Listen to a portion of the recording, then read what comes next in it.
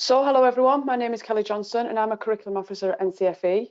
My background is vocational education and I have 15 years of experience of working in the FE sector in various roles, including a teacher, a curriculum leader and a curriculum operations manager. I have educated young people from level 1 to foundation degree level, including A levels. My role is to support centres through the planning, onboarding and CPD processes for the NCFE qualifications, but in particular the VCERT qualifications, with a focus on promoting and advancing learning. You're very welcome to this webinar, and in today's session we will examine the external assessment preparation and revision strategies in the subject area of engineering.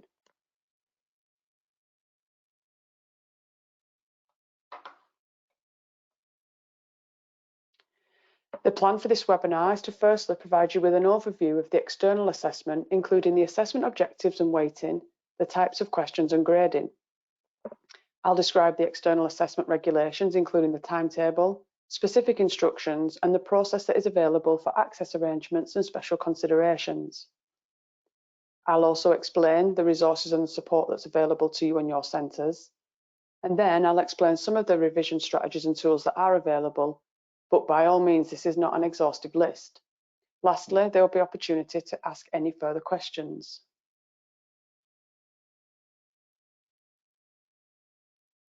Before I start though, going through the external assessment overview, I'd just like to do a quick poll on how confident you're currently feeling with the preparation and revision for the external assessment. 1 is no confidence to little confidence and 10 being very confident. Okay, I think we've got all the votes that we're going to get. So I'm just going to share the results with you. And as you can see, like I said, my expectation was that for the very first question that you'd all be at different stages in relation to your confidence levels. And as you can see, there is a mixture from people feeling between 5 and 6, a few 7 to 8, and actually very pleasing to see that some are 9 or 10. So thank you everyone for putting your responses in, and I do hope by the end of this webinar that you are feeling more knowledgeable and confident about the preparation and revision for the external assessment for the level 1/2 technical award in engineering.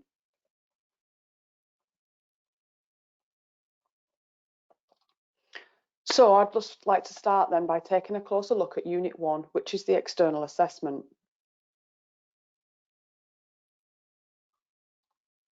But first, I'd like to just go through some of the key information about our approach to awarding in 21-22. Now, the technical award qualifications have an external assessment that must be usually set on a set date and time at your centre. External assessments will go ahead in the academic year of 2021-22 unless public health measures deteriorate, in which case this will be reviewed by the government. Previously, where assessments were timetabled for a set date and time, we have updated our variation process to allow centres to use additional test centre locations. Where possible, we have now implemented further adaptations, and they include an added additional assessment opportunity to support learners. So in the 2021 to 2022 academic year, learners will be permitted up to 2 retake opportunities for the external assessment for all the technical award qualifications, including the one for engineering. So this means that they will have an external assessment opportunity in each exam series, so one in autumn, which is November, spring, which is March, and then the additional window in summer, which is June, and these dates are all confirmed in the external assessment timetable. Also, the provision of advanced notification of test topics where this is possible. This will support with the preparation for the assessment and allow centres to manage the impact of learning loss in preparing for assessment. But please do note though, we are still waiting for confirmation of details from Ofqual and the DFE on whether this adaptation can be implemented or not. A most recent update is that confirmation is expected to be communicated to centres by the end of this week and no later than next, so please do keep your eye out for the updates in our customer newsletter. Assessment opportunities where learners have received results based on either TAGs or teacher assessed grades or CAGs, centre assessed grades, do not count towards these retake opportunities. For further information, please see our updated external assessment timetable guide, which is available on our website via the link that's shown on your screen. The external assessment will be in the form of a written external examination, which will assess the learner's knowledge and understanding of the content from Unit 1. The Level 1/2 Technical Award in Engineering covers 5 assessment objectives. The first 3 are about using and demonstrating knowledge and understanding, and it is these that will be in the external assessment. A variety of assessment styles will be used, including multiple choice, short answer, and extended response questions. This will enable learners to demonstrate their breadth of knowledge and understanding of the subject and ensure achievement at the appropriate level, including stretch and challenge. Questions will be written in plain English and in a way that is supportive and accessible to all learners of all abilities. As far as possible, real-world scenarios and contexts which are relevant to the sector will also be used. And this is to engage and stimulate learners under examination conditions and to facilitate the drawing out of a wide range of knowledge and skills that have been developed throughout their learning. All questions will be compulsory with available marks clearly identified. And the written external assessment has been carefully constructed following a rigorous quality control process to ensure that the assessment is valid. Unit 1 has 48 guided learning hours and the external assessment lasts an hour and a half. It has a total of 80 marks and there are external assessment opportunities in November and March when it's business as usual. And the reason for this is usually there would be only one resit available. And whichever external assessment they perform better in is the grade that counts towards their final grade. You will also need to ensure that your learners are registered on the qualification before they can be booked onto the external assessment. The external assessment timetable contains key information such as the date and time of the external assessment and the expected results release date. It will also tell you the cut-off for booking your learners for the external assessment, and this is usually around 2 weeks before the actual external assessment takes place. However, please do note that there are late fees that can be incurred if learners are registered late. As I've already said though, for the 21-22 learners, they will be permitted up to 2 retake opportunities for the external assessment for all technical award qualifications, including engineering, as we have additional assessment opportunities. So essentially, put simply, this means that there are 3 opportunities to take the exam, and if your learners take the exam in November, they also can undertake another opportunity in March and June of this year. And these dates are confirmed in the external assessment timetable. For engineering, 45% of the marks in the exam are for recalling and showing knowledge and understanding, whereas the higher order thinking of analysis and evaluation accounts for 20% of the marks. And this allows the assessment to cover both level 1 and level 2 learners.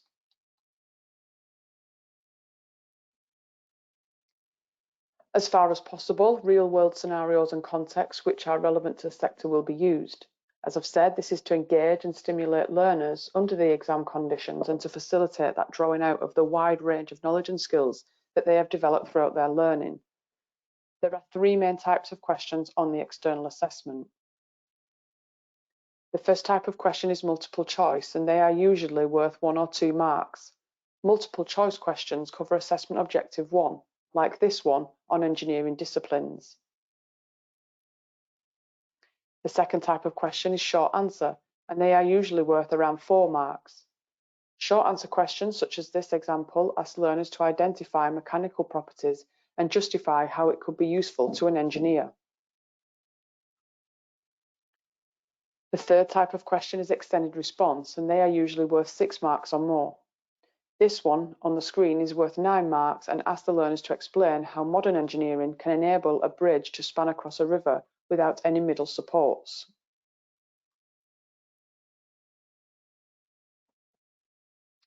The look of the external assessment paper will contain how many marks the question is worth, so 4 in this case. They are written in plain English as much as possible to ensure it is accessible by the learners. And bolding is used to highlight important aspects such as command words and other keywords, so like this example where the word to is bolded.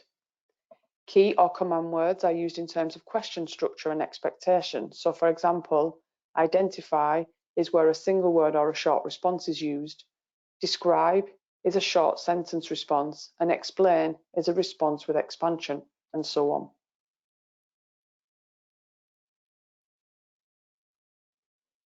For the extended response questions, the marking is laid out in bandings or levels.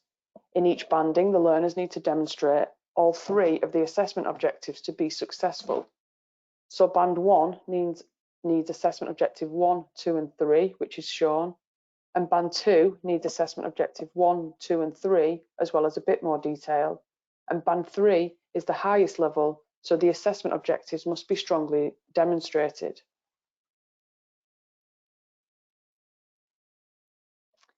On this slide is a generic example. So if this was a 9-mark question, then level 1 or band 1 would be worth 1 to 3 marks. Level 2 or band 2 would be 4 to 6 marks. And level 3 or band 3 would be 7 to 9 marks. So in band 1 for assessment objective 1, learners must recall and communicate basic engineering knowledge and understanding, and subject-specific terminology is usually basic and inconsistent. Whereas in band 3 for assessment objective 1, learners must recall and communicate a wide range of comprehensive engineering knowledge and understanding. And subject-specific terminology is used accurately and consistently. This same principle is applied for each of the assessment objectives, and the banding can be given to determine the marks that are awarded.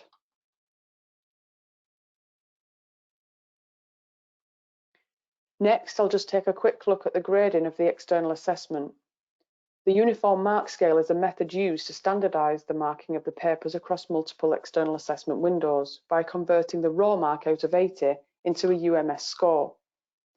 The final grade in the external assessment is determined by converting the raw mark into a maximum UMS of 160.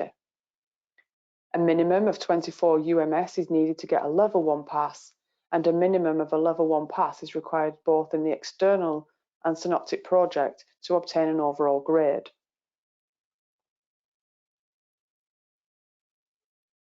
Next, I'll talk you through the external assessment regulations. On QualHub, there are 4 different tabs at the top of the page. And in the Policies and Documents tab, that's where you'll find the key documents, including the assessment regulations. The regulations in that section are for the internal and external assessments. We are a member of the Joint Council for Qualifications, or JCQ, but for 2021-22, we are only partially aligned to their policies and processes concerning the external assessment regulations. For the external assessment, there is a document called the Regulation for the Conduct of External Assessment. This is a set of generic instructions regarding preparing for the external assessment, administering the assessment, and what to do after the assessment has been completed. It also includes information like the safe and secure storage of the assessment papers, the start and end times of assessments, which can be changed by 30 minutes, and the steps needed if you do need a larger time change. And also the invigilation of the external assessment, what the invigilator should do, and how to position the desks, etc. Also for 2021-22, this document has been closely aligned to the equivalent JCQ instructions for conducting examinations document, but there are still significant differences for some of our qualifications. Therefore, it is best if this document is read by anyone involved with the external assessment, as if there was a concern raised about the conduct of an external assessment, then the quality assurance team would need to investigate. So the more people that are familiar with these regulations, then the smaller chances are of that happening.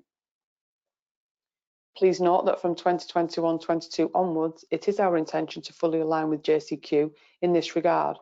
Although given the nature and complexity of some of our qualifications, there may be appendices or annexes with additional information that supersede content within the main document.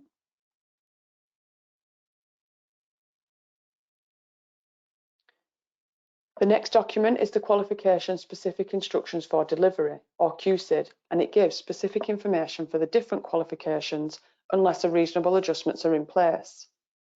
For example, if the assessment needs to be invigilated or supervised, and if the use of the internet is permitted, and so on. For all subject areas in the Level 1/2 Technical Award VCERT, the same rules apply, which are: the external assessment papers will be delivered and securely returned to us here at NCFE, and there is no online option available. The external assessment lasts an hour and a half and is on a set day and time. The learners don't need the internet or computer access to complete the external assessment. And learners need a black or blue pen and a ruler, with pencils and calculators being optional.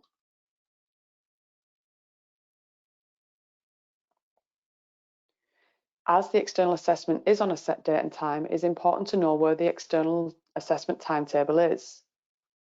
And when you click on the Delivery and Learner Support tab, you will find the external assessment timetable, which includes, as I've said, the cut-off dates for registering your learners and the dates for when the results will be available. And the other useful section in this tab is the forms, which I will come on to shortly.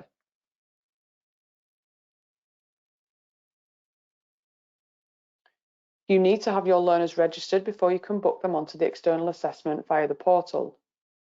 If we look at the external assessment timetable for 21 to 23, you will see the cut-off date for booking your learners onto the examination.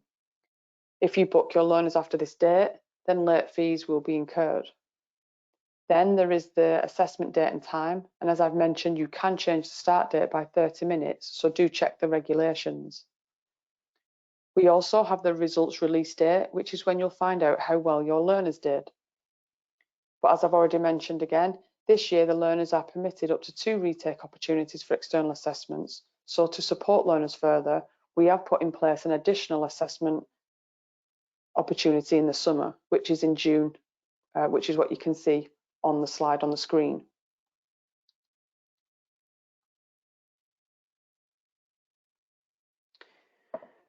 In relation to forms, it is useful to be aware of the form section, and I'm just going to highlight some of the key forms that you may want to use.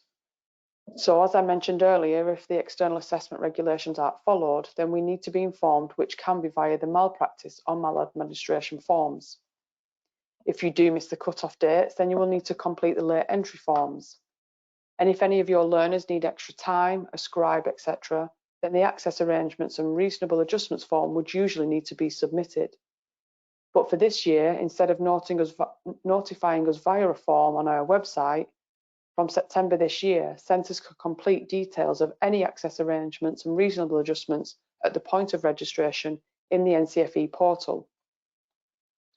Once the relevant details have been submitted, they will stay with the learner across all qualification registrations and all future external assessment bookings. The request for special consideration is after the assessment has been taken, and it is for someone when adverse circumstances could have impacted on the learner's ability to demonstrate their usual level of attainment. So, for example, illness or bereavement. And the request for assessment variation is when you need to vary the assessment from either the published assessment dates, the published assessment time, so if it's beyond the permitted 30 minutes, or if you want to change or extend the assessment site from your current approved location.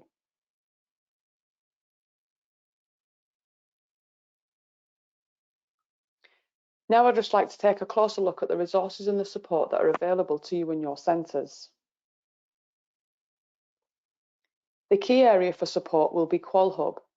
Qualhub.co.uk will be your primary go-to where you can search for all our qualifications and access the specification, assessments, teaching materials, regulations and much more. If you begin by typing your qualification subject area, it will give you a suggested list of qualifications, or you can just type in the qualification code.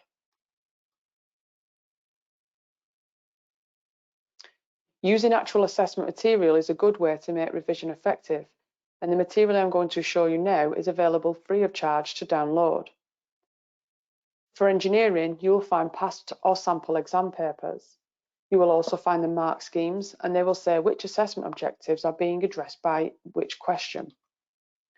Furthermore, the Chief Examiner's report, which can be found in the assessment materials on QualHub, does provide an insight to how learners perform nationally on the different questions. So, for example, which questions had strong answers, which were answered incorrectly, and what were the common errors which can help inform your future teaching and revision preparation and planning. There are also some exam preparation exercises for different questions, but mostly for the extended response questions. For engineering, extended response questions, there are worksheets that also include tips on how to answer the question successfully, which can be used to improve your learner's achievement. For example, how to respond to the key action words and what should be included in each question. The example here is a 9-mark question about discussing the importance of COSH in a chemical engineering environment and analyse the impact of not adhering to these regulations. These can be useful for exam preparation and revision and determining which method your class or learners find the most effective.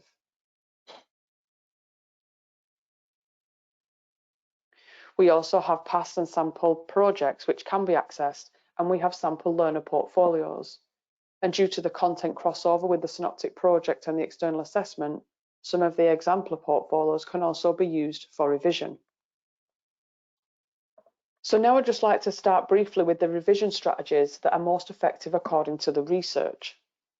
And how I would like to do that is just launch a quick poll so you can let me know what you think is the most effective. Okay, I think all the votes are in, so I'm just going to close that poll and I will share the results with you.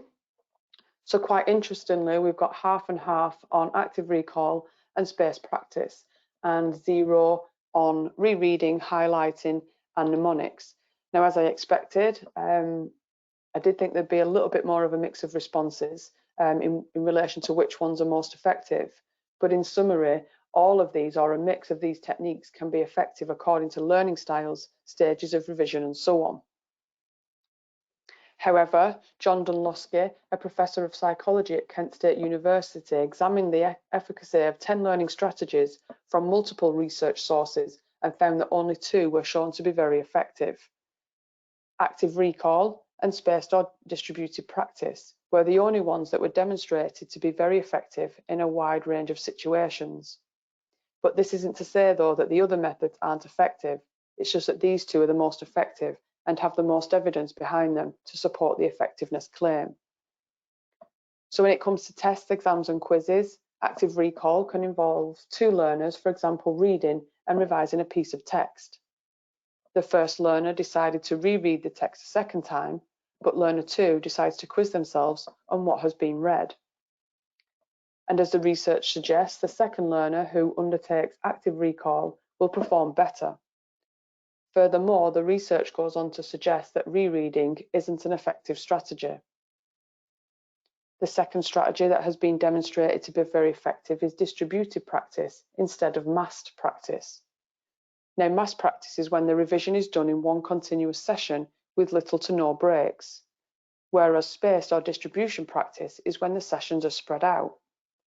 So, for example, if the same length of time is being dedicated to the revision, let's say 3 hours, by spacing out the sessions, will have a most positive impact on performance over mass practice.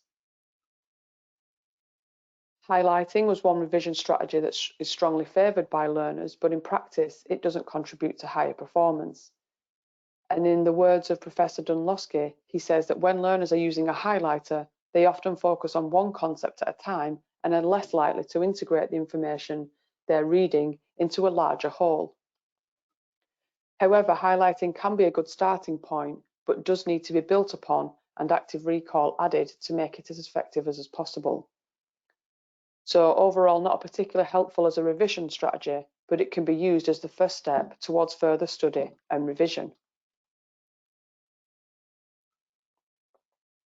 So now I'm going to show you a few of the strategies and activities that might help to boost your learners' external assessment performance. Whilst I do talk through the key principles of each strategy or activity, please do feel free to use the notes and comments section in your participant session handbook to reflect on what strategy or activity that you'd be interested in trying out and how it could be applied to your daily teaching practice for a key topic or key content. So one of the strategies that I've used all the time, that I used to use all the time when beginning external assessment preparation and revision with my learners, was to get them to rank their own knowledge and understanding of the key topics of the unit. So I would provide an overview of the key topic headings from the unit and then the subtopics. like this example on the engineering disciplines. You could then ask them to use a RAG, red, amber, green rating, or traffic light system first for the subtopics, and then provide a RAG rating for the overall, for the main key topics. I would then ask them to think about an action plan and make a note of some ways that they could improve their RAG rating. You could also include a comment section for them to add anything further, like a date to action, or any additional resources that they might need, and did it work well or not, and if not, why not, and so on. Remember though that learners are not often the best judge of their own revision and how effective it may be or not. But by getting learners to rank their own knowledge of their topics being revised, they deploy the important metacognitive strategy of evaluating their learning. Though they will likely be inaccurate, perhaps even over-optimistic in their judgments of their knowledge and learning, but it does still help learners better calibrate their revision and monitor their ongoing progress. Topic ranking could also be used as a review over time to establish what learners have understood and where they need to focus for future exam questions. Another way of using active recall is the use of flashcards. In this case, I've got a health and safety regulation question on one side and the answers on the other. It would be good to start flashcard production from the beginning of the qualification. For example, every week or month or half term, learners are to produce flashcards on what they have learned. They can then use those flashcards as lesson starters and/or plenaries every so often. This way, they will have built up a bank of flashcards by the end of the course, and they will have done some distributed practice by using them in the lessons, and it takes practically zero teaching planning time to implement. Graphic organisers help us to consciously improve our thinking process. They assist us in organising our thoughts, create connections, think more deeply, and help us visualise processes and procedures. By using a graphic organiser, we are more effectively thinking about our thinking. And examples of graphic organisers could include mind maps, flowcharts, spider diagrams. For example, a mind map could be created for the engineering disciplines. Now, there is a large body of evidence that shows that peer explanation benefits student learning. In short, peer teaching or explanation occurs when learners teach or explain key concepts or topics to other learners. Peer teaching is one of the best ways to master a particular subject, and it is a method of teaching where a learner instructs another learner, where the former will be an expert and the latter be a novice. The student teacher can pose a challenging question to learners. Learners answer the question individually, and then learners work with a partner in the class to discuss their answers, and finally learners have to answer the question again. Through the direct interaction between learners, peer teaching promotes active learning as well as participation within themselves. There is a saying that to teach is to learn twice, and this method also paves the teacher-student to also revise the topic again themselves. Student teachers enhance their own depth of knowledge in the topic by instructing others. As an example, the first step would be teaching and demonstrating as normal. You could then pair up the learners as you see fit, for example, similar or opposite ability, fixed and growth mindset, male and female, etc. And you will have two sets of model answers, so each learner in the pair gets a different set. Learners would study the model answer for, let's say, 5 minutes, and the learners can then explain the model answer they have and justify why the answer is correct. Or you could prepare the model answers that contain errors or missing information, and learners have to explain what else is needed. Now you can give the learners their own problem or question to work on. And a variation of peer instruction is note-taking pairs. To engage learners in note-taking pairs, periodically interrupt your class to ask learners to compare their notes with those of a classmate. Next, encourage learners to talk both about the content and the format of their notes. Finally, ask for volunteers to show and discuss the merits of different note-taking approaches.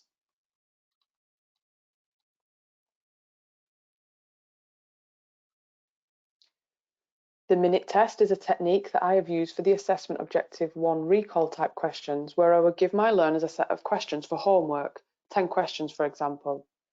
I would then tell them that the next lesson there was going to be a quick starter quiz of just 5 of the questions, and those 5 questions were on the homework sheet. I'd then display the questions on the board, and the learner would answer them in their own books and with peer or self-assess them. You could also get your learners to design and create quizzes to share amongst the class. This could be done on paper, or you could use a free online tool such as Quizlet or Hot Potatoes.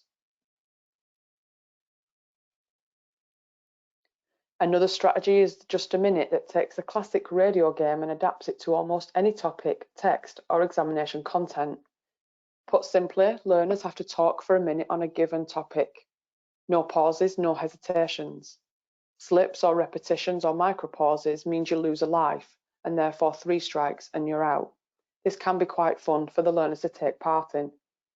This strategy harnesses the self-explanation effect. In short, if you can elaborate on a topic and explain it well, you have retrieved it from memory, which is a good revision act, as well as likely consolidating it too. Another activity can be the 6x6 grid and is called on a roll. In each square, you can write a question or get learners to produce their own ones. Then a learner rolls the dice to get 2 numbers, a number of the row and a number for the column, and learners have to answer that question. Alternatively, you could have keywords on each square, and learners have to come up with a definition or a question for that word. Or they roll in order to have 2 words, and then they need to link them together, building in some self-explanation as mentioned previously as a promising technique. There are a wide range of options available for this particular activity, such as a bit like on the roll type task as a starter activity, where an image and prompt questions can be given to students to explain, for example, what is PPE. Then they can explain how it keeps you safe, and then some images of different PPE.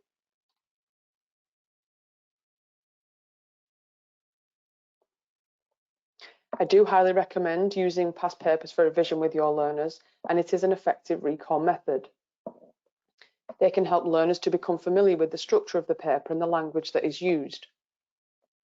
Learners will probably already be used to the vocabulary from learning in the classroom, but it's good to get themselves familiarised with past papers so they know how everything is laid out, and on the external assessment day, they won't be too stressed out about it. In some external assessments, some extra information might be printed in the paper, such as equations for sciences and mathematics. Again, it's good to know where these will be in the paper. Once you've done a couple of past papers, you know the layout of the questions. And generally the paper will start with the lower mark questions and work up, but it's good to know that so you don't write an essay long answer for a 2-mark question and not have enough time, say for example the 9-mark question later in the paper. It's best for the learners to practice completing the paper under external assessment conditions, and the benefits of completing the paper in this way is that they can work out how much time they will have for each question. Past papers can also be completed at home in a quiet space, and they could ask a parent, sibling or friend to act as an invigilator and tell them how much time they have left. From our website, you can download a mark scheme and the Chief Examiner's report for each of the past papers.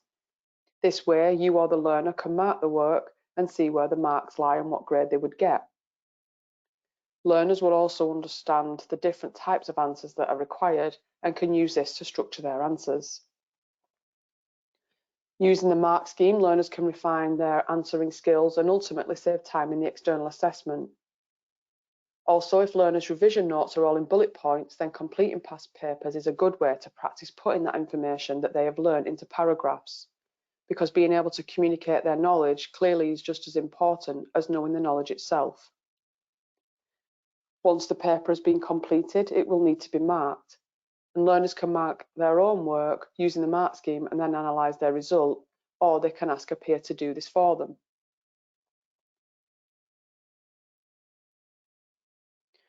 Teaching your learner to carefully analyse the breakdown of an external question is a vital skill. I, in the past, have had my learners underline, circle or highlight the context or scenario of the question to ensure that they are referring to the correct setting. So in this question, it is an oil and gas chemical engineer in a chemical engineering environment. They would also highlight the key ask of the question. So what content or knowledge do they need to demonstrate this? So in this question, the importance of COSH, and the command words to ensure that they are fuller at answering the question. So in this question, it is to discuss and analyse. Finally, having your learners write keynotes around the question to remind them what they need to include before fully organising their thoughts on the page.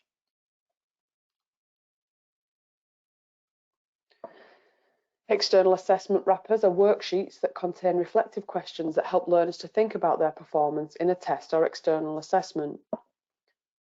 You could give them to your learners both before and after they receive their results and feedback. The worksheets can be given out before they receive feedback and should ask them to think about how they're prepared for the external assessment. So, for example, what study strategies they used. Those given out after feedback should make the learner reflect on the mistakes they made and how they could prepare differently to ensure greater success in the future, making them more strategic learners. And wrappers work because they are time efficient, learners are doing the task anyway, it only adds a few minutes to the task, metacognition practice is already built into the task that they're doing, learners are more self-monitoring in context, and feedback on accuracy can be built in, and feedback is immediate. And with this, support can be gradually faded out, and in just 3 lessons, most learners are successful on their own. And it just goes to show that minor interventions can significantly change behaviour. And as a side note, you could also adapt and use this method as an assignment wrapper.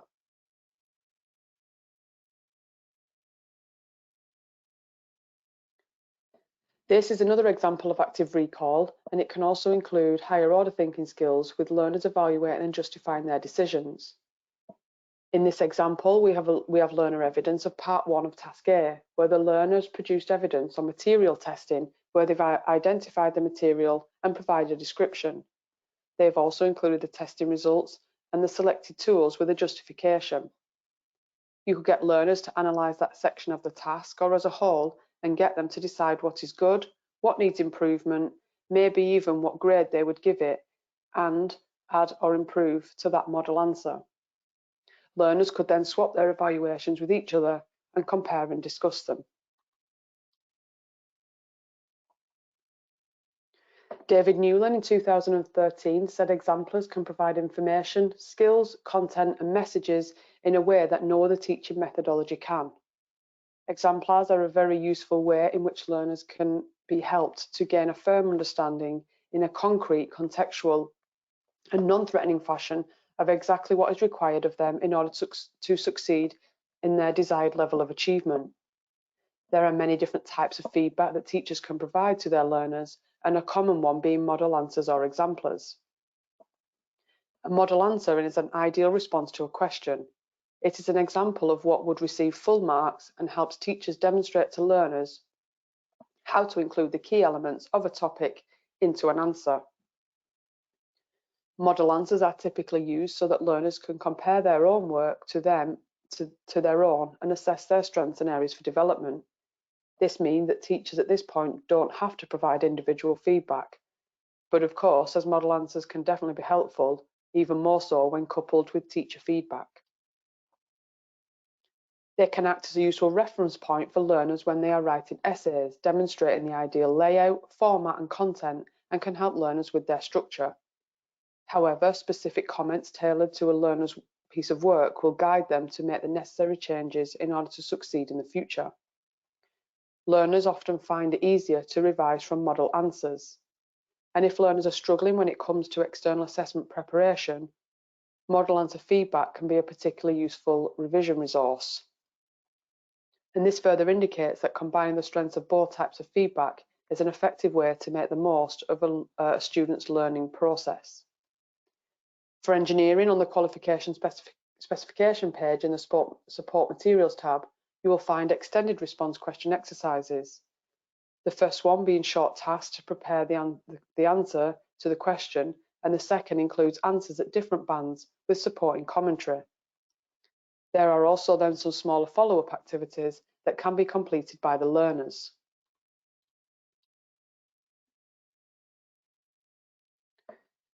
Another method, which is a simple technique that I have used, is called an interpretation grid or a quadrant grid. It is quick, easy, and applicable to almost any lesson, topic, or content. All you need is a simple 4-square grid, an image, and a list of questions or prompts that can help lead your discussion from level 1, which is knowledge, to level 6, which is evaluation. So how does it work? You begin with a 4-square grid, and you can draw one on the board or create an electronic document, or you can get the learner to create one of their own. You can use the 4 quadrants approach to the extended response questions as well. You can place the extended response question in the center, and this question we've already seen on a previous slide, and it's about the importance of COSH in a chemical engineering environment and to analyse the impact of not adhering to the COSH regulations. The 4 boxes are the key aspects that need to be included. So the first quadrant for the relevant knowledge would be about chemical engineering and the process of extracting oil and natural gases. The second quadrant is relating it to the context of the question, and in this case, the safety procedures, meeting standards, and COSH regulations. The third and fourth quadrants are for the analysis and conclusions, such as discussing the importance of COSH and the possible impact of not adhering to these regulations. Not all students will have an answer for each of these levels, but participating in class conversation or discussion will encourage students to process their thinking at a higher level. If you use this same technique frequently, you'll begin to notice which learners are using HOTS and which ones could use a little scaffolding to get there.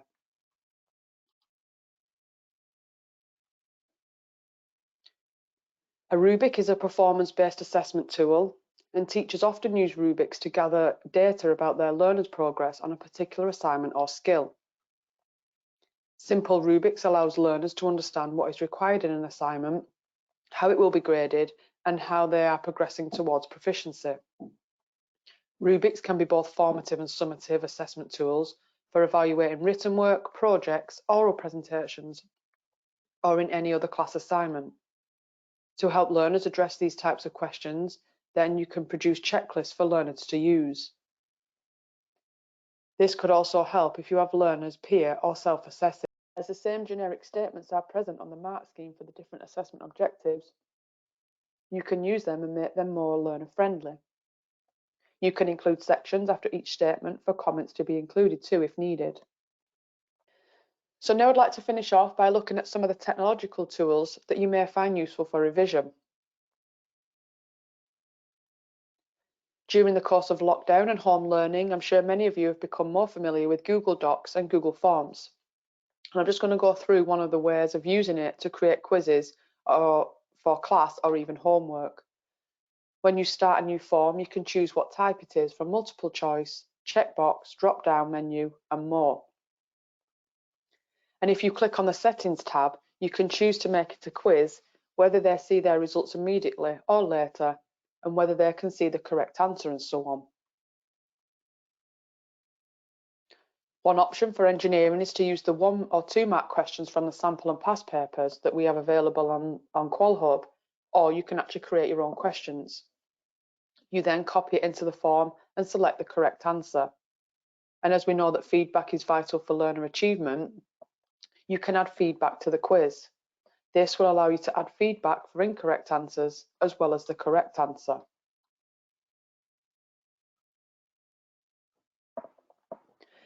Padlet.com is best described as an online bullet board, and you can choose from many different layouts. The shelf layout could be useful if you want to put images, links, videos, and more into different categories or headings. And with a free account, you can make up to 3 Padlets. For engineering, you could put links to videos or sites for learners to use for revision or homework. Learners can have discussions on here, or you could get them to include the links to the Google Form quizzes that you had them make, or just have the learners make their own Padlet and share it with you. EdPuzzle is a website that allows you to add content to online videos. You can search and add content to videos from YouTube, Khan Academy, TED Talks, or a video that another teacher has created. And if you are using Google Classroom, you can link your class to EdPuzzle. You can search for a range of different videos on the topic that you would like, and there are some that are ready to use and that are available and that have been created by others. You can add multiple choice questions to certain parts of the video, or you can add open-ended questions or use the option for discussion boxes to elicit learners' current thinking. Or you could add voiceovers or post-it notes to the section of these videos. And you can also edit the videos by cutting or trimming certain parts of the video. When you have finished with your editing, you can then assign it to your learners, and you can even prevent learners from skipping through parts of the video. This way you can ensure that they have had to watch the full video. Furthermore, you can check their progress in real time while they learn at their own pace. But please do note initially this may be quite time consuming to create and set up the videos. But once you have got them, they can be used again in the future.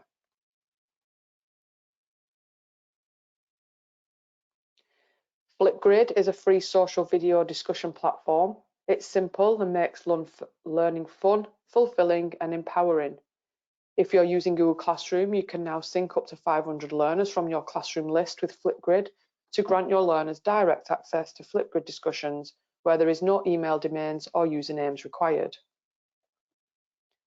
On this website, you could post your discussion topic and you can include specific details. You can add links to other websites, include videos and links to forms, etc. And you can then share the discussion topic with your learners by either having your class set up, or you can make the discussion topic public, where a join code would be required to access it. Learners could then reply with a video, and there are a host of options available on the website, just like there are things with like Instagram, TikTok, to make it more exciting. You can then provide feedback to the learners either by a video yourself or via a text comment, and you can include grading criteria as well, such as Rubrics. And you can also search for some pre-made topics as well to get some ideas of things that you could do, or you could just use the ready-made ones and assign them to your learners. It might be worth noting at this point though that the advisory age limit for these social platforms is 13 years old.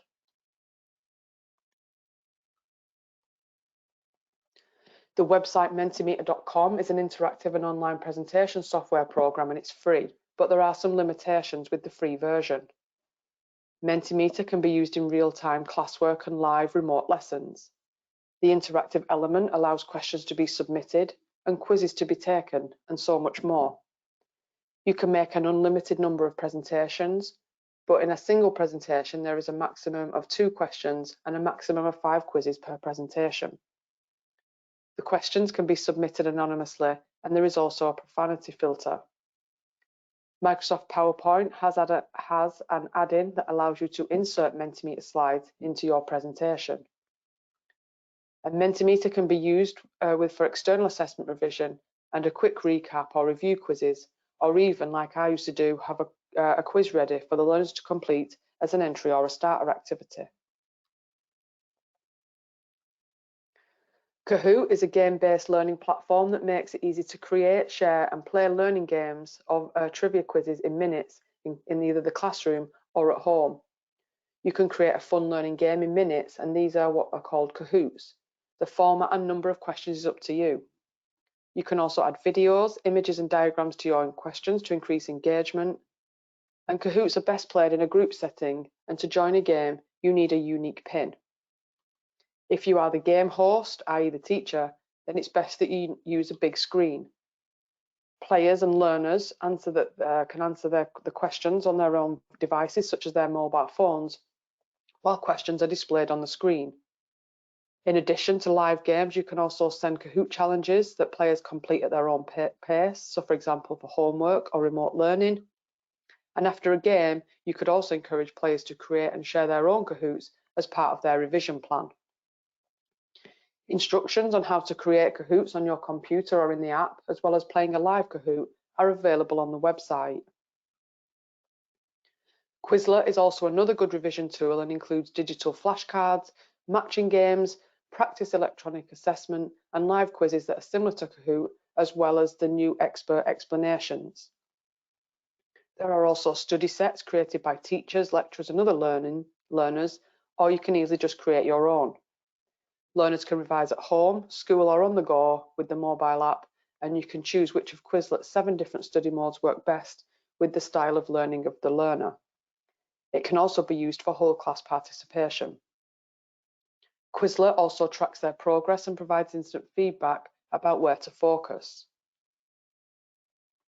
Hot Potatoes is also another good revision tool. It enables you to create interactive, multiple choice, short answer, jumbled sentence crosswords, matching, ordering, and gap fill exercises.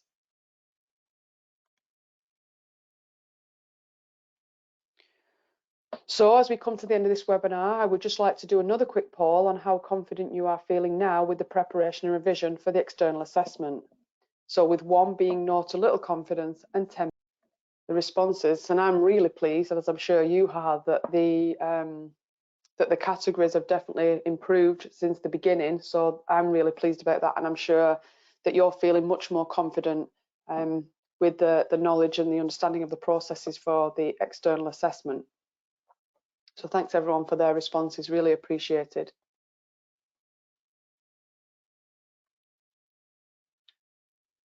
So I'd just like to say at this point, thank you very much for your time today, and I hope you found it useful.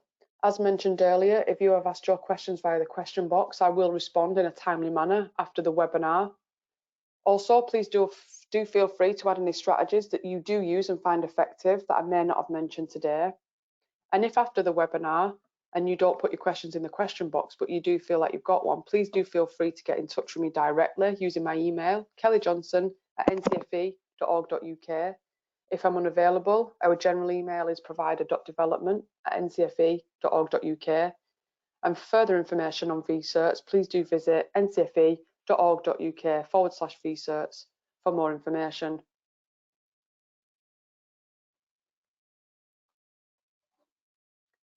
And lastly, as I've mentioned, some of these tools and other websites, I have actually included some of the useful references for you to refer to if you require further information and support. At this point, please do feel free to leave the webinar, and I really would appreciate it if you could complete the short survey that will pop up at the end of this webinar to help us improve our service and the support we offer. Thanks again, everyone, and on behalf of everyone here at NCFE, we wish you a safe and successful year.